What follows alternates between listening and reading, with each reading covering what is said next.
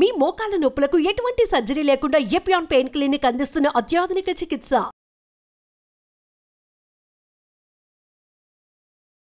ఇప్పుడు ఎంత ఉంది? వాటర్ ఫుల్ గ్లాస్ ఉంది కదా, ఇందులో హాఫ్ గ్లాస్ అంతా డైలీ మార్నింగ్ తాగేసింది. వాము పువ్వు ఒక చిన్న దబ్బంత, చిన్న ముక్కంత వాము పువ్వు అండ్ దాంతోపాటు కొద్ది నువ్వుల నూనె ఒక హాఫ్ స్పూన్ వేసేసుకొని ఒక 2 minutes మరిగించండి. దాన్ని లేపనంలాగా అప్లై చేసుకోండి. మోకాల నొప్పి 100% పోతుందండి.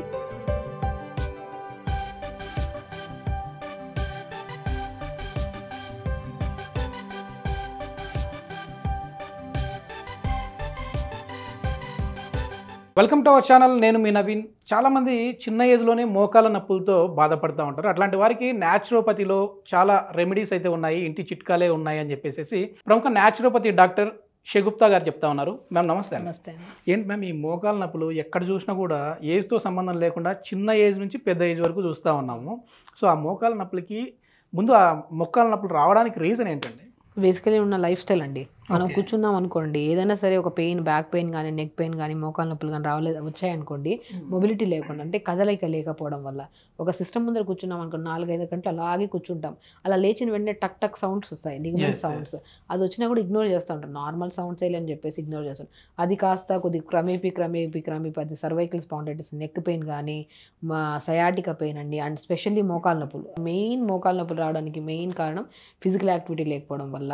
కూర్చొని అట్లీస్ట్ కూర్చొని ఒక 1 hour తర్వాత లెగిసి ఒక 2 minutes ఇటు వాక్ చేసి కూర్చున్న తర్వాత ఆ మజిల్కి మొబిలిటీ ఉంటుంది కాబట్టి, రక్త ప్రసరణ బాగుంటుంది కాబట్టి, దానివల్ల కూడా మోకాలు. మనం నడిచేటప్పుడు మోకాలలో సౌండ్స్ వచ్చాయంటే అది డేంజర్ సింబల్ అనమాట. బేసికల్ ఏంటంటే లిగమెంట్ సౌండ్స్. కొంతమందికి ఏంటంటే కొద్దిగా బాడీ సెట్ అవ్వడానికి 1-2 times వస్తాయి సౌండ్స్, అది కామనే.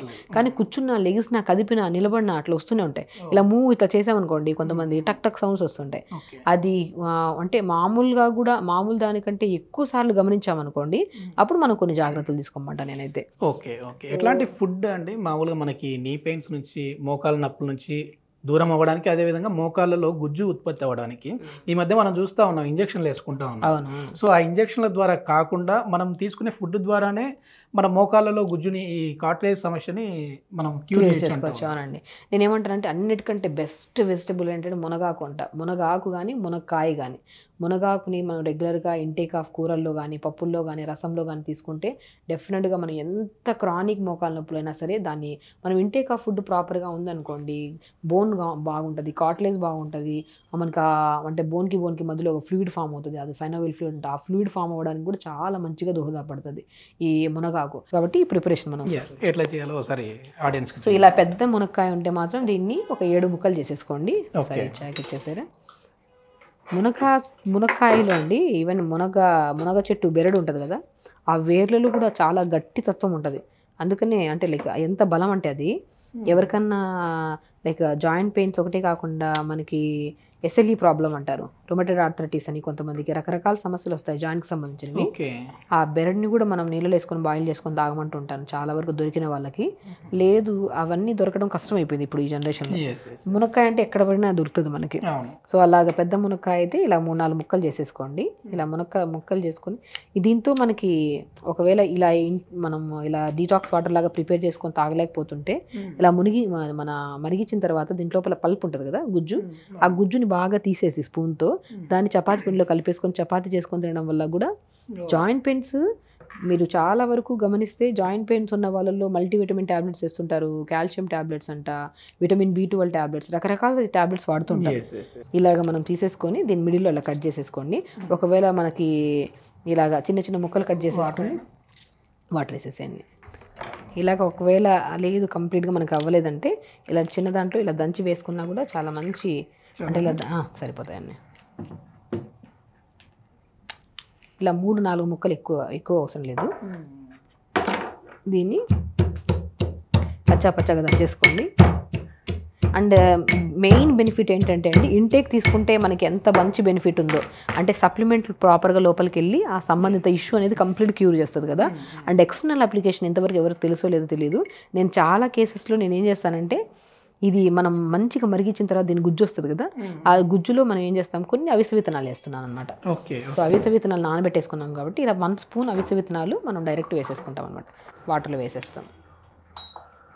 ఇలా ఈ రెండింటిని మరిగిస్తే ఇది ఫుడ్ ఈ వాటర్ని మనం ఒక 2 నిమిషాలు మరిగించుకొని, అవిసెలో ఉన్న స్పెషాలిటీ ఏంటంటే ఒమేగా 3 ఫ్యాటీ యాసిడ్ ఎక్కువ ఉంటుంది, ఓకే గుడ్ ఫ్యాట్ ఉంటుంది. సో మనకి వెయిట్ లాస్కి యూజ్ అవుతుంది. మోకాళ్ళ నొప్పులు 50% ఈ జనరేషన్లో రావడానికి మెయిన్ కారణం ఏంటంటే జంక్ ఫుడ్ ఎక్కువ తీసుకోవడం వల్ల కాన్స్టిపేషన్ ప్రాబ్లం రావడం ఒక ఎత్తు అయితే, అండ్ ఒబేసిటీ బాగా బరువు పెరిగిపోవడం వల్ల కూడా మనకు మోకాళ్ళ నొప్పులు వస్తూ ఉంటాయి. పెద్దవాళ్ళలో కానీ చిన్న వాళ్ళలో కానీ బాగా మోకాళ్ళ నొప్పులతో ఇబ్బంది పడుతున్నారు. అన్ని జాయింట్స్ పర్ఫెక్ట్గా ఉన్నాయి కానీ మోకాళ్ళ నొప్పులతోనే ఇబ్బంది పడుతున్నారు. వాళ్ళకి ఏంటి కారణం అంటే వెయిట్ అండి. వెయిట్ తగ్గలేదనుకోండి, ఆ బరువు అంతా ఆ మోకాల మీద పడి ఆ చిన్న చుప్పు, అది పటెల్లా అంటారు ఆ బోన్ మీద ఎఫెక్ట్ పడి దానివల్ల కూడా మోకాళ్ళ నొప్పులు వస్తున్నాయి. అందుకని మనం ఎప్పుడన్నా సరే ఆర్థోపెడిషన్ దగ్గరికి వెళ్ళామనుకోండి, ఎందుకు మోకాళ్ళ నొప్పులు వస్తున్నాయని చెప్పి మనం వాళ్ళు ఎన్ని చెప్పినా కూడా ఫాలో అయినా కూడా వాళ్ళు తగ్గలేదనుకోండి, ఫస్ట్ బరువు తగ్గండి అంటారు. ఆ బరువు తగ్గించడానికి యూజ్ అవుతుంది అవిసె విత్తనాలు. అండ్ మునక్కాయ లోపల ఉన్న న్యూట్రిషన్ ఏదైతే ఉందో మన జాయింట్స్ మధ్యలో ఎలాంటి ప్రాబ్లమ్స్ రాకుండా ఈజీగా అబ్జార్ప్షన్, ఈజీగా ఎలిమినేషన్ మంచిగా ఉంటుంది. న్యూట్రిషన్ పరంగా ప్రతి జాయింట్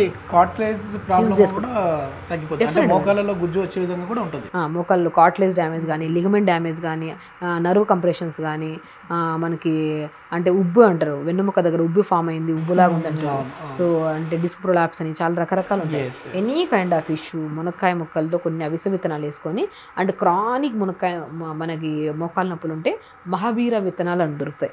బీర విత్తనాలు అంటారు దాన్ని. సో మహాబీర విత్తనాలు ఈ దీంట్లోనే పావు స్పూన్ వేసేసారనుకోండి, ఒక జిగురు లాంటి పదార్థం ఫామ్ అవుతుంది మనకి. ఇప్పుడు మనం చూడండి ఫిల్టర్ చేస్తున్నప్పుడు అవిసె విత్తనాలు వేసాం కదా, ఒక జిగురు లాంటి తత్వాన్ని కలిగి ఉంటుంది అన్నమాట.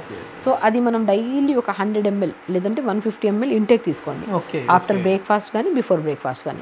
అండ్ ఇందులో మెయిన్ చిట్కా ఏంటంటే ఆ నీళ్ళు ఉంటాయి కదా, ఆ నీళ్ళు బాగా ఉడికిన తర్వాత జిగురుగా ఫామ్ అవుతాయి కదా, 3 నిమిషాలు వేడి చేసి 2 నిమిషాలు ఆ జిగురు నీళ్ళలో కొన్ని నువ్వుల నూనె వేసేసుకొని మంచి కలిపేసుకొని, మనకి వాము పువ్వు అని దొరుకుతుందండి ఆయుర్వేదిక్ షాప్లో, మీరు ట్రై చేస్తే వాము పువ్వు అని కర్పూరం లాగా ఉంటుంది, వాటరీ ఉంటుంది. సో ఈ వాటర్లో వాము పువ్వు వేసేసుకొని మంచి కలిపేసుకొని పట్టులాగా వేసేసుకొని, పట్టీలాగా ముఖాల మీద.